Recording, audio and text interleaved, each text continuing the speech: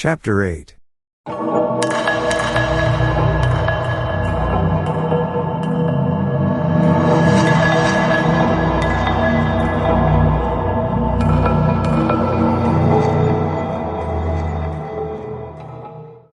Naturally, Danforth and I studied with a special interest and a peculiarly personal sense of awe everything pertaining to the immediate district in which we were. Of this local material there was naturally a vast abundance, and on the tangled ground level of the city we were lucky enough to find a house of very late date whose walls, though somewhat damaged by a neighboring rift, contained sculptures of decadent workmanship carrying the story of the region much beyond the period of the Pliocene map whence we derived our last general glimpse of the prehuman world. This was the last place we examined in detail, since what we found there gave us a fresh immediate objective. Certainly, we were in one of the strangest, weirdest, and most terrible of all the corners of Earth's globe. Of all existing lands it was infinitely the most ancient, and the conviction grew upon us that this hideous upland must indeed be the fabled nightmare plateau of Leng, which even the mad author of the Necronomicon was reluctant to discuss. The great mountain chain was tremendously long, starting as a low range at Luitpold Land on the coast of Weddell Sea and virtually crossing the entire continent. The really high part stretched in a mighty arc from about latitude 82 degrees, east longitude 60 degrees to latitude 70 degrees, east longitude 115 degrees, with its concave side toward our camp and its seaward end in the region of that long, ice-locked coast whose hills were glimpsed by Wilkes and Mawson at the Antarctic Circle. Yet even more monstrous exaggerations of nature seem disturbingly close at hand. I have said that these peaks are higher than the Himalayas, but the sculptures forbid me to say that they are Earth's highest. That grim honor is beyond doubt reserved for something which half the sculptures hesitated to record at all, whilst others approached it with obvious repugnance and trepidation. It seems that there was one part of the ancient land, the first part that ever rose from the waters after the earth had flung off the moon and the old ones had seeped down from the stars, which had come to be shunned as vaguely and namelessly evil. Cities built there had crumbled before their time, and had been found suddenly deserted. Then when the first great earth buckling had convulsed the region in the Comanchean age, a frightful line of peaks had shot suddenly up amidst the most appalling din and chaos, and earth had received her loftiest and most terrible mountains. If the scale of the carvings was correct, these abhorred things must have been much over 40,000 feet high, radically vaster than even the shocking mountains of madness we had crossed. They extended, it appeared, from about latitude 77 degrees, east longitude 70 degrees to latitude 70 degrees, east longitude 100 degrees, less than 300 miles away from the dead city, so that we would have spied their dreaded summits in the dim western distance had it not been for that vague opalescent haze. Their northern end must likewise be visible from the long Antarctic Circle coastline at Queen Mary Land. Some of the old ones, in the decadent days, had made strange prayers to those mountains, but none ever went near them or dared to guess what lay beyond. No human eye had ever seen them, and as I studied the emotions conveyed in the carvings I prayed that none ever might. There are protecting hills along the coast beyond them, Queen Mary and Kaiser Wilhelm lands, and I thank heaven no one has been able to land and climb those hills. I am not as skeptical about old tales and fears as I used to be, and I do not laugh now at the prehuman sculptor's notion that lightning paused meaningfully now and then at each of the brooding crests, and that an unexplained glow shone from one of those terrible pinnacles all through the long polar night. There may be a very real and very monstrous meaning in the old Nakadic whispers about Kadath and the cold waste. But the terrain close at hand was hardly less strange, even if less namelessly accursed. Soon after the founding of the city the great mountain range became the seat of the principal temples, and many carvings showed what grotesque and fantastic towers had pierced the sky where now we saw only the curiously clinging cubes and ramparts. In the course of ages the caves had appeared, and had been shaped into adjuncts of the temples. With the advance of still later epochs all the limestone veins of the region were hollowed out by groundwaters, so that the mountains, the foothills, and the plains below them were a veritable network of connected caverns and galleries. Many graphic sculptures told of explorations deep underground, and of the final discovery of the Stygian sunless sea that lurked at Earth's bowels. This vast nighted gulf had undoubtedly been worn by the great river which flowed down from the nameless and horrible westward mountains, and which had formerly turned at the base of the Old One's range and flowed beside that chain into the Indian Ocean between Butt and Totten lands on Wilkes's coastline. Little by little it had eaten away the limestone hill base at its turning, till at last its sapping currents reached the caverns of the ground waters and joined with them in digging a deeper abyss. Finally its whole bulk emptied into the hollow hills and left the old bed toward the ocean dry. Much of the later city as we now found it had been built over that former bed. The old ones, understanding what had happened, and exercising their always keen artistic sense, had carved into ornate pylons those headlands of the foothills where the great stream began its descent into eternal darkness.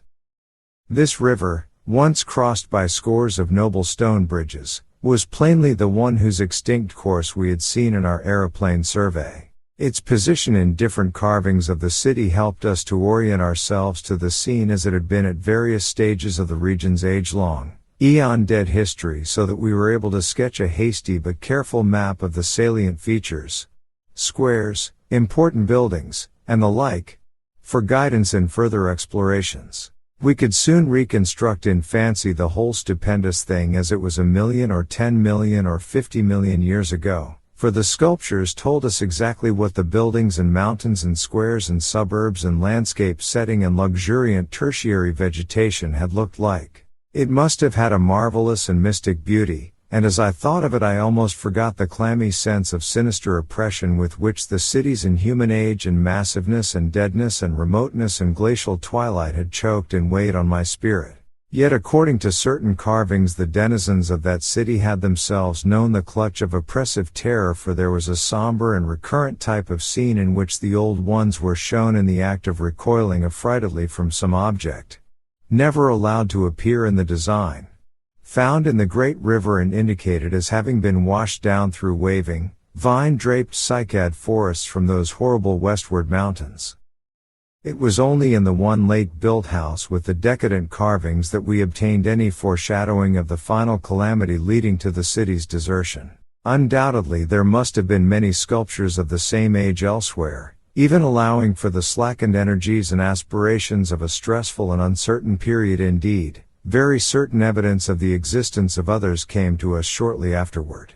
But this was the first and only set we directly encountered.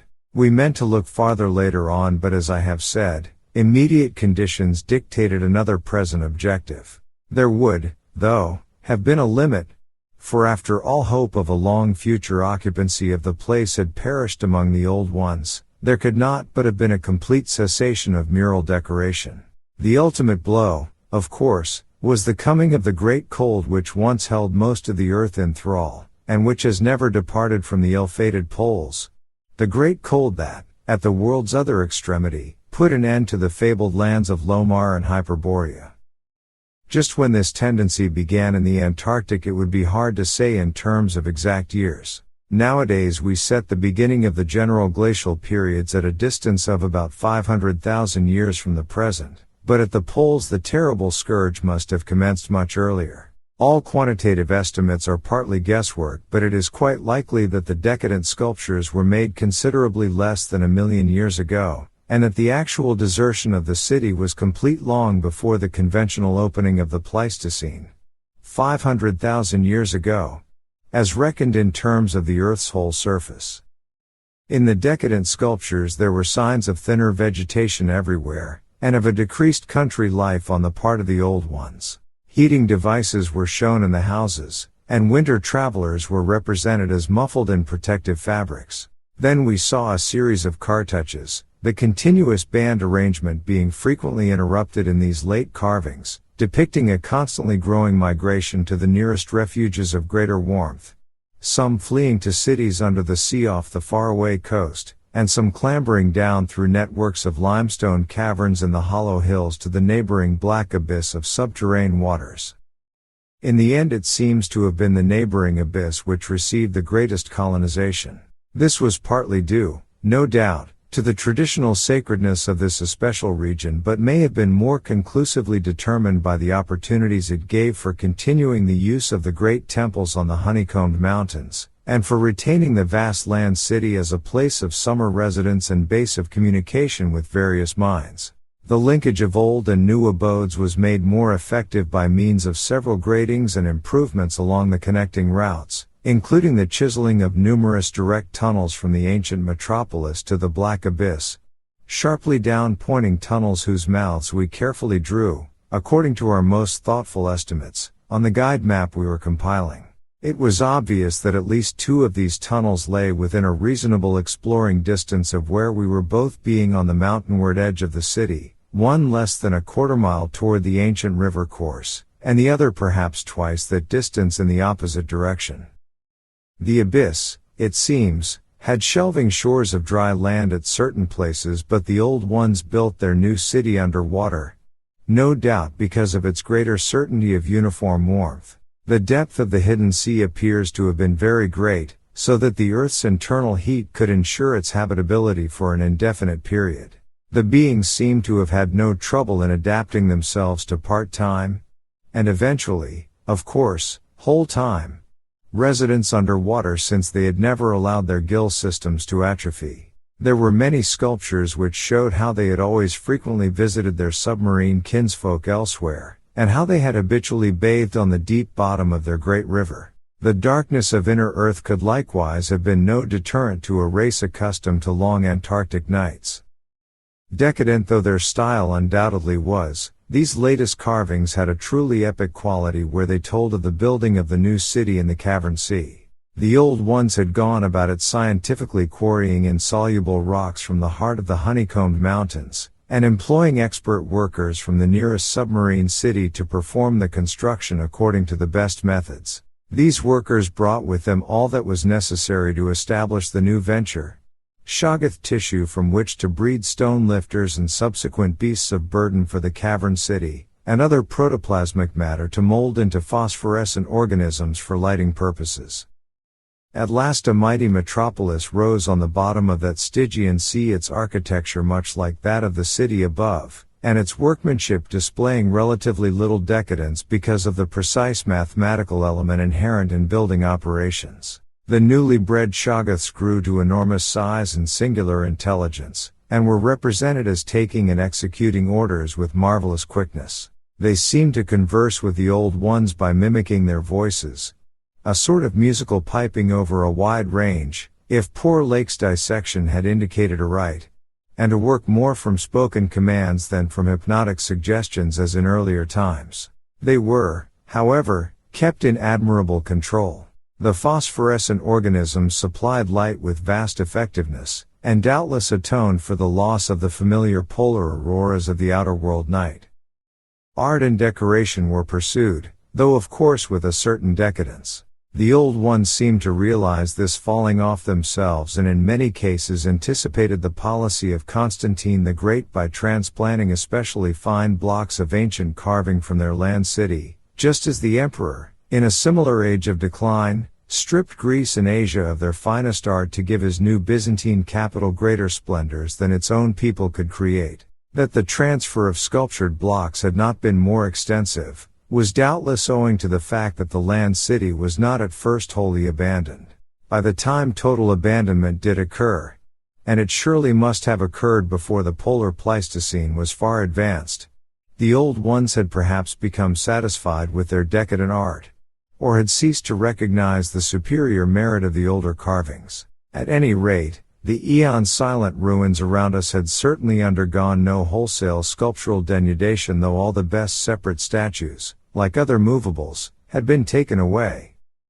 The decadent cartouches and dados telling this story were, as I have said, the latest we could find in our limited search. They left us with a picture of the old ones shuttling back and forth betwixt the land city in summer and the sea cavern city in winter, and sometimes trading with the sea-bottom cities off the Antarctic coast. By this time the ultimate doom of the land city must have been recognized, for the sculptures showed many signs of the cold's malign encroachments. Vegetation was declining, and the terrible snows of the winter no longer melted completely even in midsummer. The saurian livestock were nearly all dead, and the mammals were standing it none too well. To keep on with the work of the upper world, it had become necessary to adapt some of the amorphous and curiously cold-resistant shoggoths to land life, a thing the old ones had formerly been reluctant to do. The great river was now lifeless, and the upper sea had lost most of its denizens except the seals and whales. All the birds had flown away, save only the great, grotesque penguins. What had happened afterward we could only guess. How long had the new sea cavern city survived? Was it still down there, a stony corpse in eternal blackness? Had the subterranean waters frozen at last? To what fate had the ocean-bottom cities of the outer world been delivered? Had any of the old ones shifted north ahead of the creeping ice cap? Existing geology shows no trace of their presence. Had the frightful Migo been still a menace in the outer land world of the north? Could one be sure of what might or might not linger even to this day in the lightless and unplumbed abysses of Earth's deepest waters? Those things had seemingly been able to withstand any amount of pressure. And men of the sea have fished up curious objects at times. And has the killer whale theory really explained the savage and mysterious scars on Antarctic seals noticed a generation ago by Borchgrevink? The specimens found by Poor Lake did not enter into these guesses, for their geologic setting proved them to have lived at what must have been a very early date in the land city's history. They were, according to their location, certainly not less than 30 million years old, and we reflected that in their day the sea cavern city, and indeed the cavern itself, had no existence. They would have remembered an older scene, with lush tertiary vegetation everywhere, a younger land city of flourishing arts around them, and a great river sweeping northward along the base of the mighty mountains toward a faraway tropic ocean. And yet we could not help thinking about these specimens, especially about the 8 perfect ones that were missing from Lake's hideously ravaged camp. There was something abnormal about that whole business. The strange things we had tried so hard to lay to somebody's madness. Those frightful graves.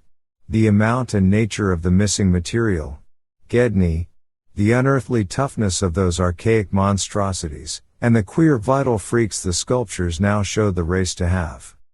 Danforth and I had seen a good deal in the last few hours, and were prepared to believe and keep silent about many appalling and incredible secrets of primal nature.